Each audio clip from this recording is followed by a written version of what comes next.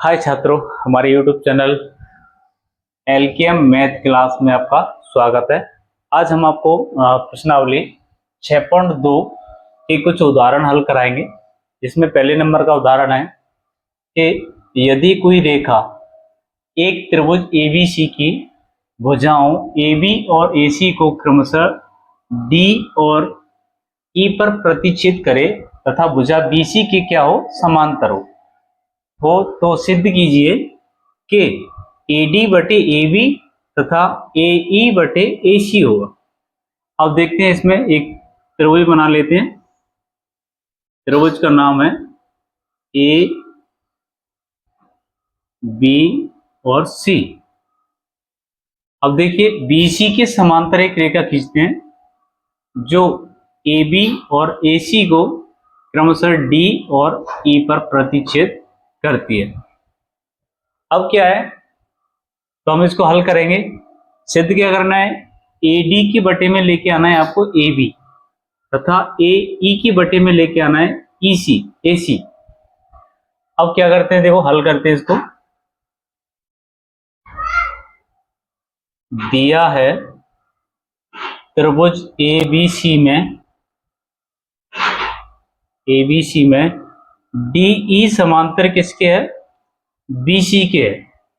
DE समांतर, देखो DE ये वाली रेखा है जो BC के क्या है, समांतर है। अब समांतर है तो सिद्ध क्या करना है, सिद्ध करना है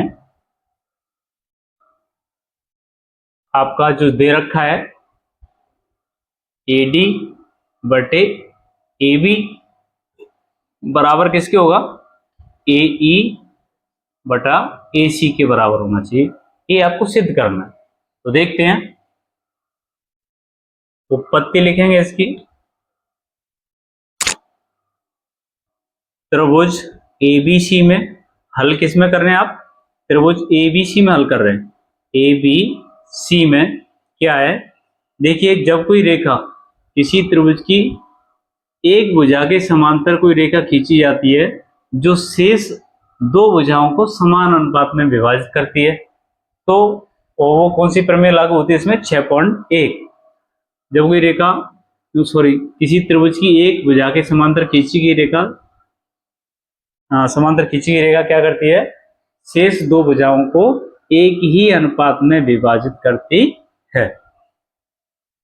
उपपत्ति में लिखेंगे त्रिभुज ABC में क्या है, देखो त्रिभुज ABC में BC की समांतर रेखा कौन सी खींच रही है, DE, जो त्रिभुज की शेष दो भुजाओं को समान अनुपात में विभाजित करेगी। ये 6.1 प्रमेय से होता है।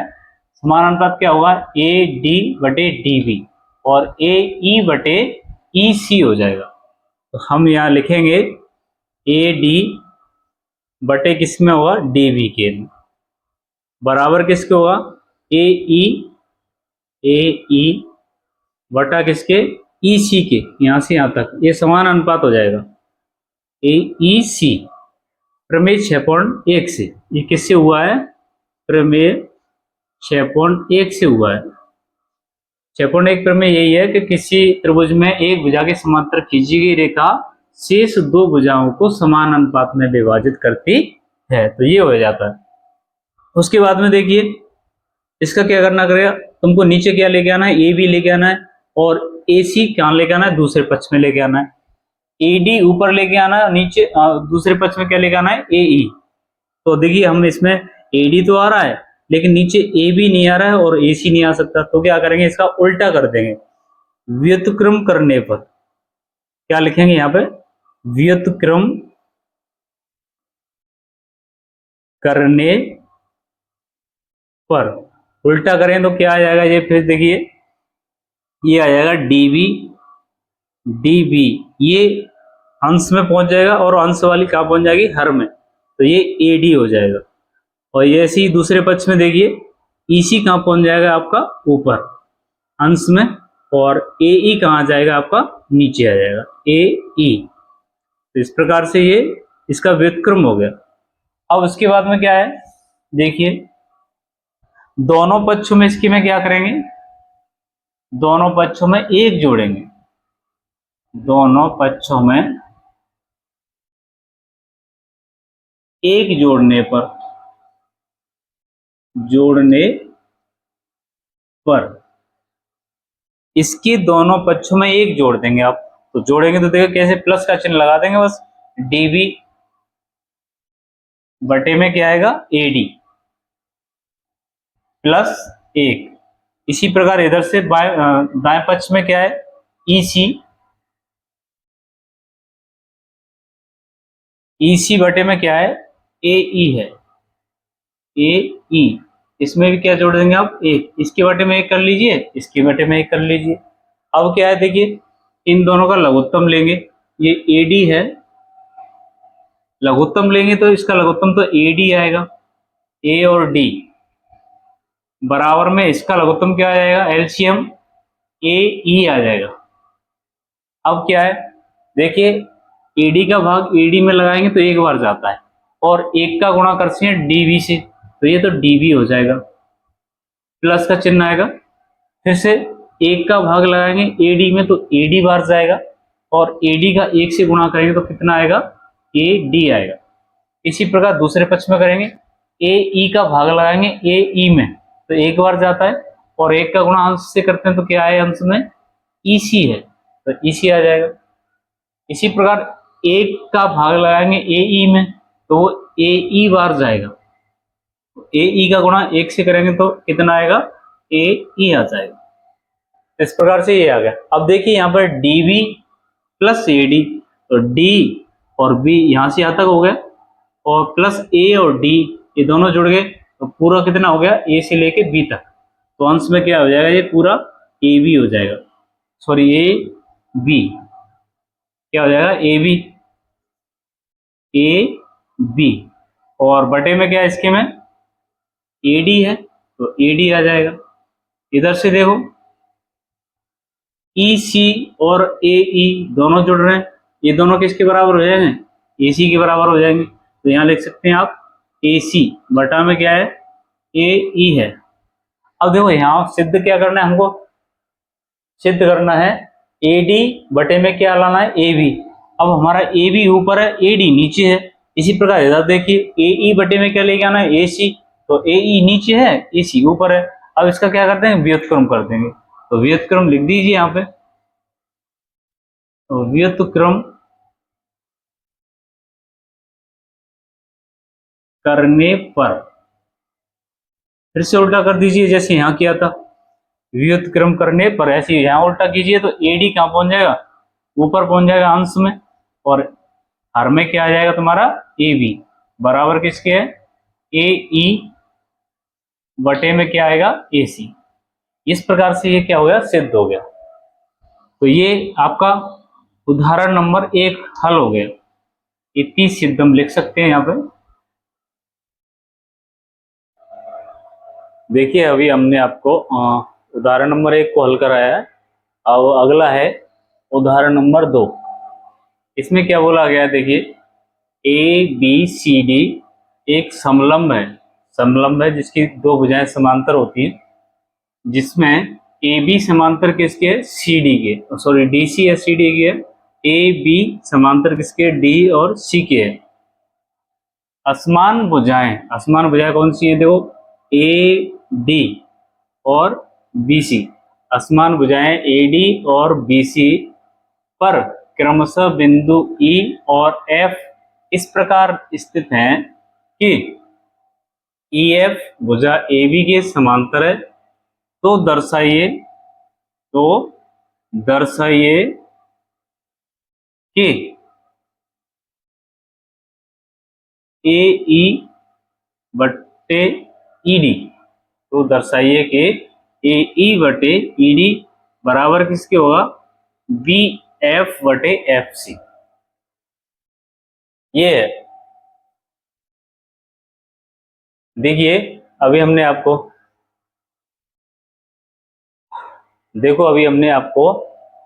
उदाहरण नंबर 1 को हल कराया था। अब अगला है उदाहरण नंबर 2, जिसमें कहा गया है कि ए बी सी डी एक समलंब है जिसमें ए बी समांतर किसके, डी सी के है, और असमांतर भुजाएं ए डी और बी सी पर क्रमशः बिंदु E और F इस प्रकार स्थित हैं कि EF भुजा AB की समांतर है। तो दर्शाइए कि AE बटे ED बराबर किसके होगा, BF बटे FC के होगा। तो हल करते हैं इसको। हल में दिया गया है क्या है, देखिए पहले इसका एक चित्र बना है, चित्र दिया हुआ है उसको बना लेते हैं। तो ये आपका चित्र हो गया ABCD, ये समलंब चतुर्भुज है क्योंकि ये भुजा किसके समांतर है, इसकी समांतर है। अब उसने कहा है कि शेष दो असमांतर भुजा वाली है जो, उसके बाद उसने कहा है कि असमांतर जो भुजाएं हैं AD और BC, उस पर दो बिंदु E और F इस प्रकार स्थित हैं कि EF किसके समांतर है, AB के समांतर है। EF किसके समांतर है, AB के समांतर है। तो देखिए दिया क्या है, AB समांतर किसके है, DC के है।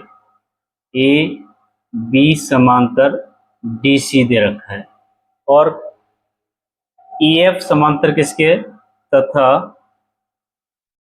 EF समांतर किसके है, AB के है।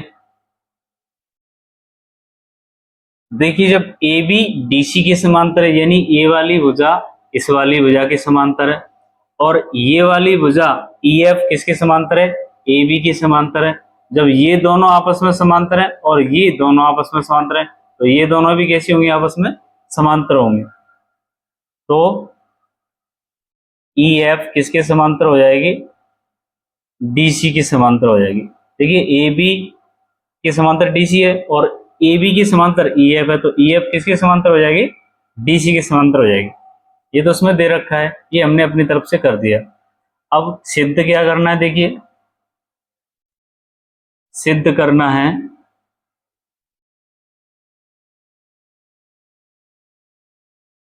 क्या सिद्ध करना है, सवाल में दे रखा है AE बटे ED बराबर किसके होना चाहिए, BF बटे FC के बराबर होना चाहिए। अब देखिए इसमें क्या है, अब अनुपात निकालने तो इसमें त्रिभुज दे नहीं रखे, त्रिभुज नहीं दे रखे तो अपनी तरफ से एक रचना लिखनी पड़ेगी, या तो इसको मिला लीजिए या फिर इसको मिला लीजिए। तो हमने क्या किया है, A को C से मिला दिया है इस प्रकार से, A को किससे मिला देंगे, C से मिला देंगे।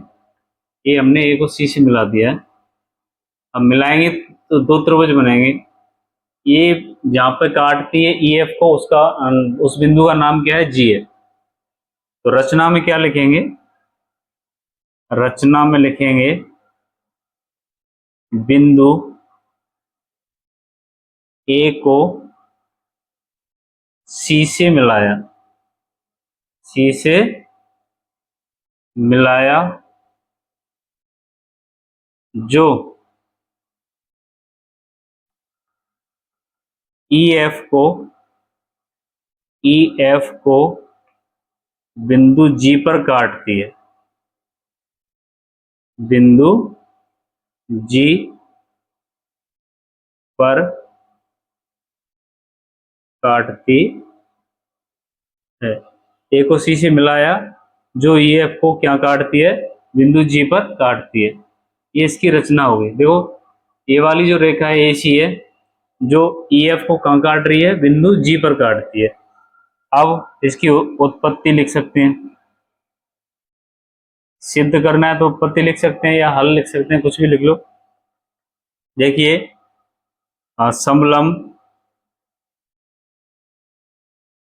समलंब ABCD में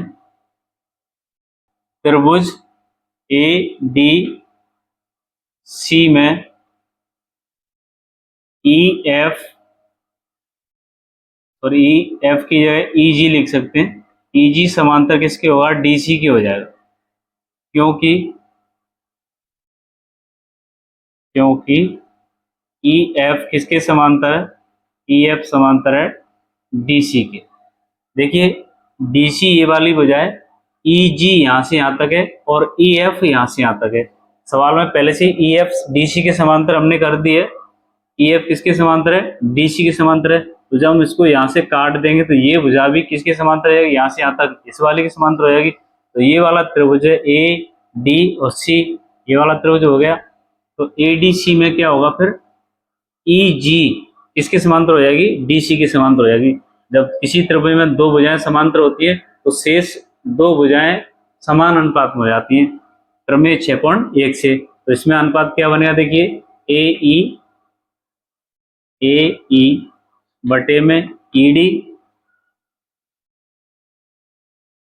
बराबर किसके हो जाएगा, ए जी बटे में किसके हो, जी और सी, जी सी हो जाएगा। ये हो जाता है प्रमेय 6.1 से, प्रमेय 6.1 से हो जाएगा। ठीक है, अब क्या है, इसी प्रकार एक त्रिभुज सी ए बी या फिर बी सी ए लिख सकते हैं। तो इसी प्रकार त्रिभुज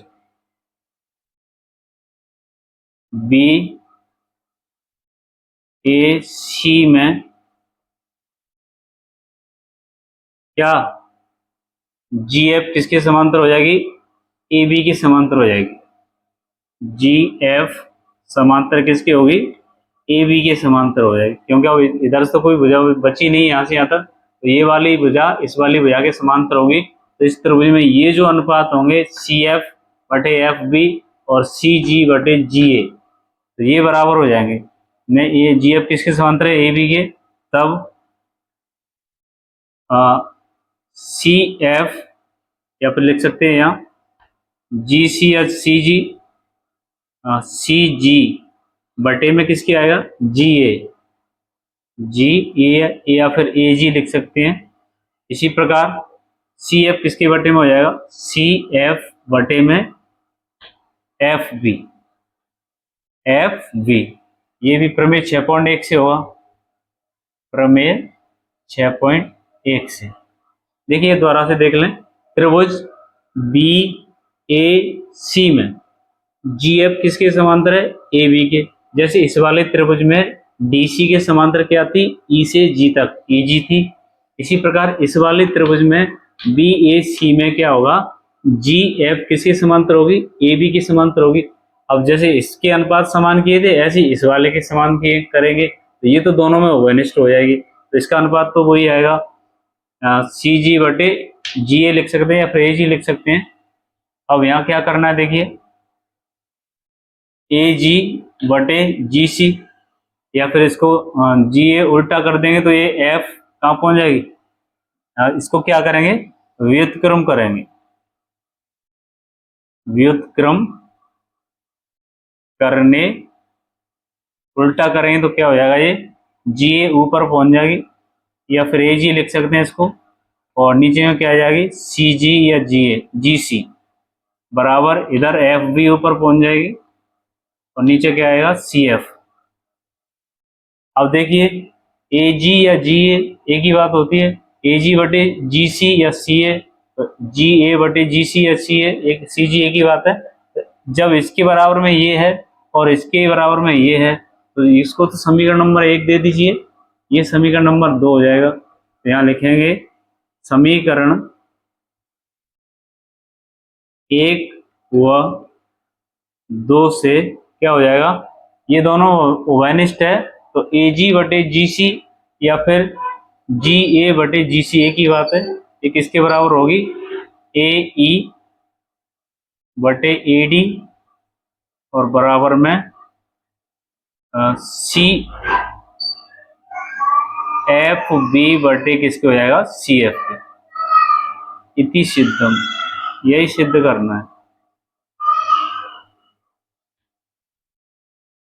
ये आपका उदाहरण नंबर 2 हल हो गया। तो देखो उदाहरण नंबर 2 हल करने के बाद आप उदाहरण नंबर 3 हल करेंगे। तो जिसमें क्या है देखते हैं, आकृति में जो आकृति दी हुई है इसमें पी एस बटे एस क्यू, पी एस बटे एस क्यू बराबर किसके है, पी टी बटे टी आर, ये दे रखा है, तथा पी एस टी ये जो कोण है वो पी आर क्यू के बराबर दे रखा है, पी आर क्यू, ये वाला कोण। तो सिद्ध क्या करना है, सिद्ध करना है कि त्रिभुज पी क्यू आर एक समद्विबाहु त्रिभुज है। तो हल करते हैं इसको।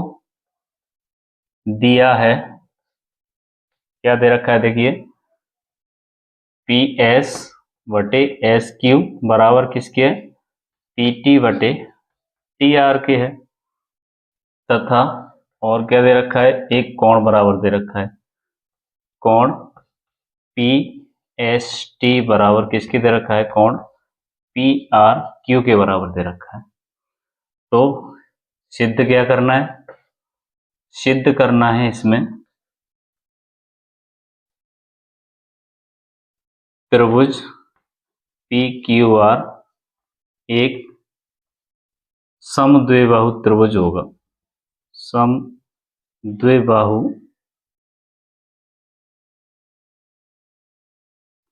समद्विबाहु त्रिभुज होगा। अब क्या करेंगे, उपपत्ति लिख सकते हैं, त्रिभुज पी क्यू आर में क्या दे रखा है, पी एस बटे एस क्यू बराबर किसकी दे रखा है, पी टी बटे टी आर। तो जब अनुपात समान होते हैं तो क्या होता है देखिए, प्रमेय 6.2 में जब किसी त्रिभुज की दो भुजाओं के अनुपात समान है तो जो रेखा इनको अनुपात में विभाजित करती है वो तीसरी भुजा की क्या होती है, समांतर होती है। तो देखिए जब अनुपात समान है तो एस टी किसकी समांतर हो जाएगी, तुम्हारी क्यू आर की समांतर हो जाएगी। ये कौन से तो होगी, प्रमेय 6.2 से होगी। जब त्रिभुज कोई रेखा किसी त्रिभुज की दो भुजाओं को समान अनुपात में विभाजित करती है तो तीसरी भुजा की क्या होती है, वो समांतर होती है। उसके बाद में फिर जब ये समांतर हो गई तो दो समांतर रेखाओं को, ये दोनों समांतर रेखा हो गई, एक तिरछी रेखा इसको काटती है, तो जो संगत कोण होते हैं वो कैसे होते हैं, समान होते हैं। तो दो समांतर रेखाओं को जैसे इस प्रकार से ये दोनों समांतर हो गए, ये कोई रेखा इसको काटती है तो ये जो कोण बनते हैं वो कैसे कोण होते हैं, संगत कोण होते हैं। तो संगत कोण कैसे होते हैं, समान होते हैं। संगत कोण कैसे होते हैं, समान। तो इसी प्रकार से देखिए इसमें पी एस टी कोण, कोण पी एस टी बराबर किसके हो जाएगा, कोण पी क्यू आर के। कैसे कोण हो जाएंगे, संगत कोण हो जाएंगे। समीकरण नंबर इसको लिख सकते हैं 1। और सवाल में एक कोण दे रखा है, कोण पी एस टी बराबर किसकी दे रखा है, पी आर क्यू के बराबर दे रखा है। इसको समीकरण नंबर 2 लिख दीजिए। अब देखिए पी एस टी के बराबर पी क्यू आर है और पी एस टी के बराबर ही पी आर क्यू है। तो क्या करेंगे, समीकरण 1 और 2 से, समीकरण 1 व 2 से क्या होगा, कोण पी क्यू आर बराबर कोण पी आर क्यू। अतः भुजा कौन सी, जब ये दोनों कोण बराबर हैं तो इनकी जो भुजाएं होती है कैसी होती है, समान होती है। अतः पी क्यू बराबर किसके हो जाएगा, पी आर के। तब त्रिभुज पी क्यू आर एक समद्विबाहु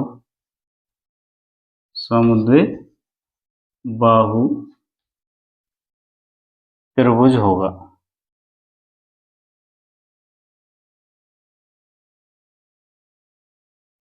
इस प्रकार से ये आपका उदाहरण नंबर 3 है।